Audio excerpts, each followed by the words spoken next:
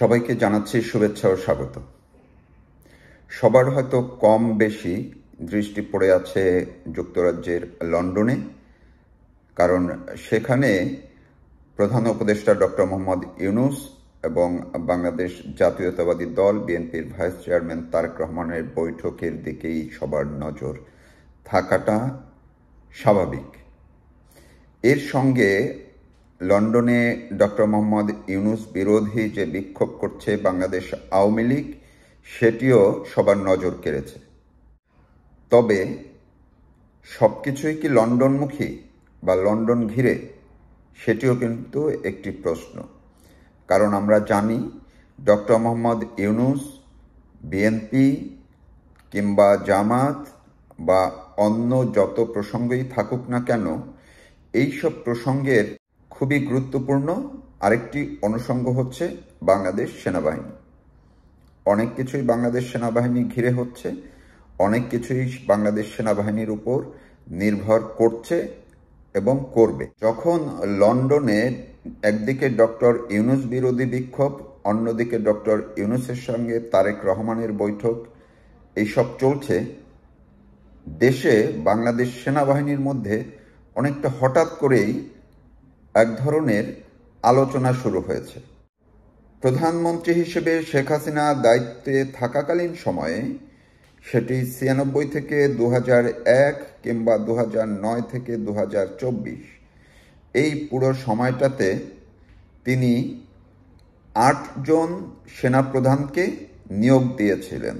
শেখ হাসিনা নিজের পছন্দে তার বিশ্বস্ত বলে খোঁজ খবর নিয়ে গোয়েন্দাদের দিয়ে নানাভাবে যাচাই বাছাই করে যাদেরকে নিয়োগ দিয়েছিলেন, তারা ছিলেন general Mostafizur Rahman, lieutenant general Harun ar Rashid, general Abdul Mubin, general Iqbal Karim Bhuiyan, general Abu Belal Mohammad Shafiul Haque, general Aziz Ahmed, general SM Shafiuddin Ahmed এবং সর্বশেষ জেনারেল ওয়াকারুজ্জামান।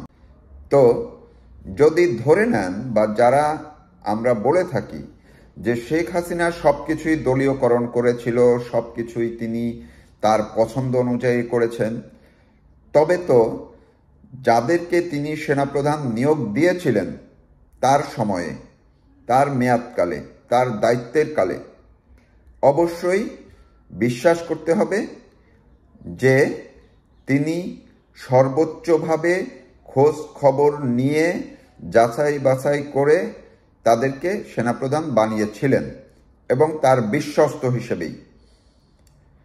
এই ৮ জন এই ৮ জনের মধ্যে একজন মারা গেছেন আর একজন এখন ক্ষমতায় অর্থাৎ সেনাপ্রধানের দায়িত্বে আছেন। এই দুজনের মধ্যে আবার একটি মিল আছে। একজন হচ্ছেন মোস্তাফিজুর রহমান, যিনি মারা গেছেন ২০০৮ সালে, আর তার জামাতা ওয়াকারুজ্জামান এখন সেনাপ্রধানের দায়িত্বে আছেন। মূলত যেই আলোচনাটি সেনাবাহিনীর মধ্যে শুরু হয়েছে সেটি হচ্ছে এই যে মোস্তাফিজুর রহমান মারা গেছেন এবং ওয়াকারুজ্জামান ক্ষমতায় আছেন, মাঝখানে যে ৬ জন, এই ৬ জন সাবেক, তারা জীবিত আছেন। অর্থাৎ শেখ হাসিনার ৮ সেনা প্রধানের মধ্যে ৭ জন জীবিত আছেন মোট, ওয়াকারুজ্জামান সহ। এর মধ্যে ৬ জন সাবেক আছেন। সেই ৬ জনের ভূমিকা নিয়েই মূলত প্রশ্ন উঠেছে এবং এটি মাঝে মধ্যে ছোট আকারে কিছু ছিল, গত ৩-৪ দিন পর্যন্ত সেটি আবার বড় আকারে দেখা দিয়েছে। কেন, সেটি আমি খোঁজার চেষ্টা করলাম। আমার যে সূত্রগুলো, এবং এই ৬ জনের মধ্যে ২ জন সাবেক সেনাপ্রধানের সঙ্গে যারা শেখ হাসিনার সময়ে নিয়োগ পেয়েছিলেন এবং দায়িত্ব পালন করেছেন, তাদের সঙ্গে আমি কথা বলেছি। আবার সেনাবাহিনীর বাইরে যারা আছেন, রাজনৈতিক দল হিসেবে একাধিক রাজনৈতিক নেতার সঙ্গে আমি কথা বলেছি। সব মিলিয়ে যে জিনিসটি দাঁড়িয়েছে সেটি হচ্ছে যে শেখ হাসিনার এই জীবিত ৬ সাবেক সেনা প্রধানের ভূমিকা এখন কি বা কখন কি ছিল। এর মধ্যে শুধুমাত্র ইকবাল করিম ভূঁইয়া, যিনিও শেখ হাসিনার বিশ্বস্ত হিসেবেই সেনাপ্রধানের দায়িত্বে বসেছিলেন, তিনি দেখা যাচ্ছে শেখ হাসিনার সঙ্গে এক ধরনের বিট্রে করেছেন। তিনি আওয়ামী লীগের কাছে এবং শেখ হাসিনার কাছে সবসময় বিট্রেয়ার হিসেবে চিহ্নিত হবেন এবং এখনো হচ্ছেন। বাকি থাকে 5 জন। এই বাকি 5 জন, তারা তো এখন পর্যন্ত চিহ্নিত কোনো শেখ হাসিনা বিরোধী কোনো কার্যক্রমে যুক্ত হননি বা তাদেরকে দেখা যায়নি। তাইলে ওই 5 জন তারা কি করছেন?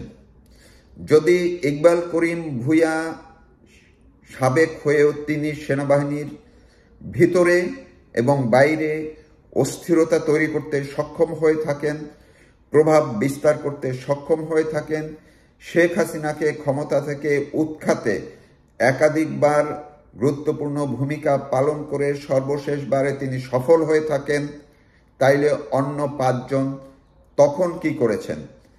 শেখ হাসিনাকে রক্ষায় কিংবা যারা শেখ হাসিনার অনুসারী কিংবা বাংলাদেশ আওয়ামী লীগের যারা অনুসারী কিংবা তাদের যে পছন্দের যারা সেনাবাহিনীর মধ্যে আছেন, তাদের পাশে কি এই সাবেক 5 জন তারা কি কোনোভাবে ভূমিকা রাখছেন? তাদেরকে কি কোনো সাহস যোগাচ্ছেন? যদি ইকবাল করিম ভূঁইয়া বর্তমান সেনাবাহিনীর ভিতরে প্রভাব বিস্তার করতে পারেন একজন হয়ে, তাহলে বাকি 5 জন কি মোটেও কোনো ভূমিকা বিস্তার করতে পারছেন না? তাইলে তারা সেনাপ্রধান থাকার সময় তাদের সঙ্গে কি অন্য তাদের অনুসারীদের আন্তরিকতার ঘাটতি ছিল? বিশ্বাস অবিশ্বাসের কোনো প্রশ্ন ছিল? শেখ হাসিনাকে যখন উৎখাত করা হয় তার 2-3 দিন আগে থেকে ইকবাল করিম ভূঁইয়া যেই দাপটের সঙ্গে তৎপরতা দেখিয়েছেন, অন্য 5 জন সাবেক সেনাপ্রধান তখন কি করেছেন? তারা কি ইকবাল করিম ভূঁইয়াকে কোনোভাবে নিবৃত করার চেষ্টা করেছিলেন কিংবা কোনোভাবে শেখ হাসিনার পক্ষে ভূমিকা রাখতে চেষ্টা করেছিলেন? এই প্রশ্নগুলো তখন যেমন তৈরি হয়েছিল, এখন আবার ঘুরে ফিরে আসছে যখন ওয়াকারুজ্জামানকে ক্ষমতা থেকে উৎখাতের জন্য চক্রান্ত চলছে, চেষ্টা করা হয়েছে, ডক্টর মোহাম্মদ ইউনূস চেষ্টা করছেন, তখনও এই সাবেক 5 সেনাপ্রধান তাদের ভূমিকা কি? তারা কি কোনোভাবে তার পাশে দাঁড়াচ্ছেন? তারা কি মিনিমাম কোনো ভূমিকা রাখছেন? নাকি শুধু ইকবাল করিম ভূঁইয়া তিনি এককভাবে ব্যাটিং করে যাচ্ছেন, এককভাবে ডক্টর ইউনূসকে ক্ষমতায় রাখার জন্য দায়িত্ব পালন করে যাচ্ছেন? সেনাবাহিনী কি একেবারেই এখন একদিকে ওয়াকারুজ্জামান আর একদিকে সাবেক সেনাপ্রধান ইকবাল করিম ভূঁইয়ার নিয়ন্ত্রণে বা তাদের মধ্যে টাগ-অফ-ওয়ার চলছে? সেই ক্ষেত্রে ইকবাল করিম ভূঁইয়া যদি সফল হন, বাকি 5 জনের অবস্থান কোথায় থাকে? সাবেক 2 জন সেনাপ্রধানের সঙ্গে কথা বলেছি, তারা বলেছেন তারা আসলে কিছু করতে পারছেন না, পারেননি, কারণ তারা নিজেরাই এখন বিপদগ্রস্ত আছেন। বাকি 3 জনের মধ্যে 2 জন আছেন দেশের বাইরে, 1 জন কোথায় আছেন আমি খোঁজ খবর নিয়েও জানতে পারিনি। আমি 2 জন নেতার সঙ্গে, আওয়ামী লীগের 2 জন প্রেসিডিয়াম সদস্যের সঙ্গে কথা বলেছি, তারাও এই বিষয়টি খুবই গুরুত্বের সঙ্গে বিবেচনা করেছে। তাদের 2 জনের ভাষ্য প্রায় এক।